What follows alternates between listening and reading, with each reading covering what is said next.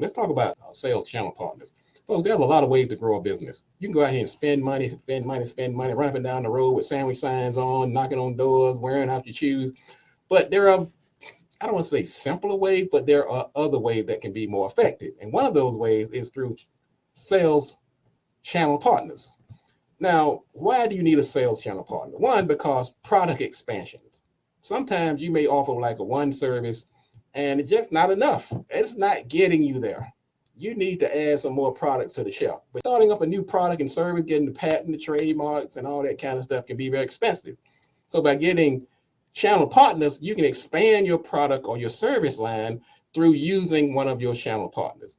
We also call it value-added services. Sometimes people come to you, and while they're there, they say, look, since you're here, now since you're getting the IT service, let's go ahead and get you some ERM services. So you're expanding your product line, you have value-added service by combining these services. Another thing is passive income. We talked about passive income several times on this show. You can go out here and work yourself into an early grave trying to make enough money sometimes based on the limited number of hours in a day. So if you really want to hit pay dirt, you have to make money while you sleep. I like that. I like sleeping and I like to make money. So passive income is everything. I just love me some passive income. Channel partners are a good way to get that passive income coming in. We also think about what I call the Walmart effect, one shop stop. If you think about Walmart, you can get everything in there now. You get hamburger, you can get groceries, you can get a computer, clothing, medicine, practically everything under the sun. Because our society, particularly in the business world, has become what I call the Walmartization effect, you have to get on that train. You cannot be selling just one product and service, because the minute they go somewhere else to get that one product you're serving, they're going to buy everything else and they may never come back. So you have to add many services that tie in or that are relatable to what you sell. So if I'm selling web services, I better sell domains. If I'm selling domains, I better sell SSL certificates.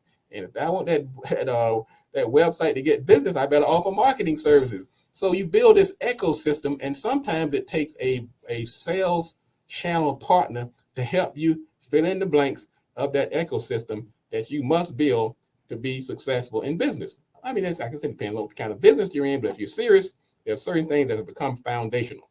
Let's talk about some of the different types of sales channel partners. The one that we're most familiar with is called retail.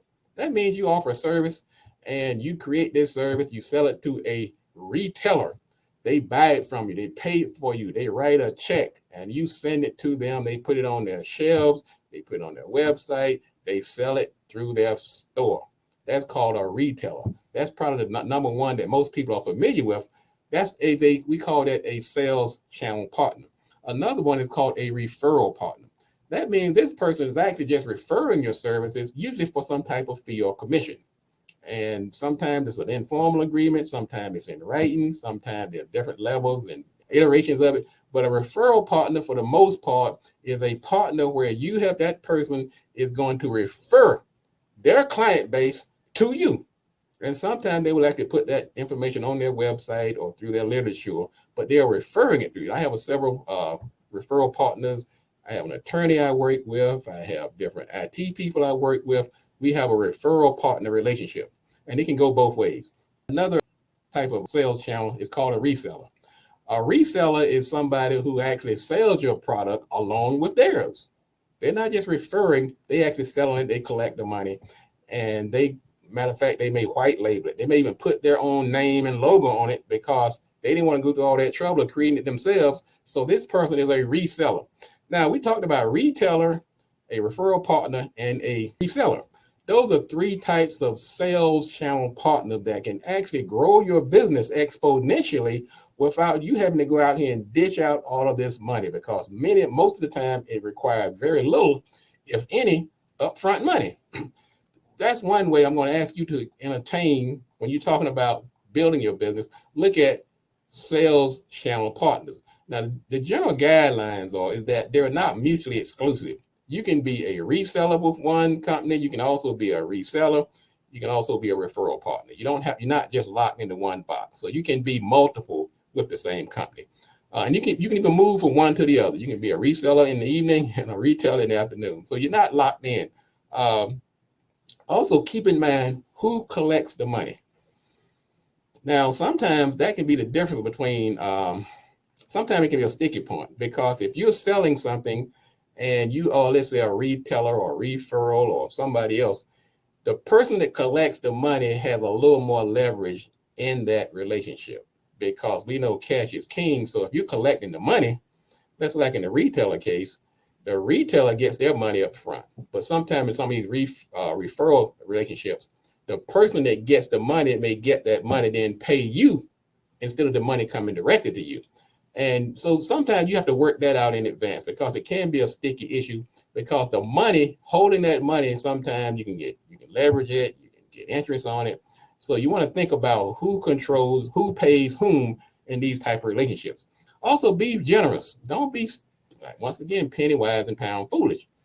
Be generous to your partners. Pay them well, and they will reward you. The bigger client, you might even, base that amount on the type of potential that they can bring to your organization. Now, when you're white labeling, honor that person's request to be anonymous if that is their request. In other words, don't be trying to sneak your name in there if they're telling you it's a white label agreement. White labeling simply means I'm going to sell you this without my branding. As a matter of fact, if it's a service, then I will be discreet, out of the way, let you be the front person. You come and talk to me. So be willing to honor that person's, if they want you to be anonymous and out of the picture, don't try to sneak in and sneak your brand on something when you have a white labeling agreement. And understand the terms in advance and get it in writing. Folks, these sales channel relationships can be very lucrative. I mean, most of my successful clients are very, very heavily engaged in sales channel partner relationships, including myself. That's going to wrap it up for the day. I want to thank everybody for tuning in.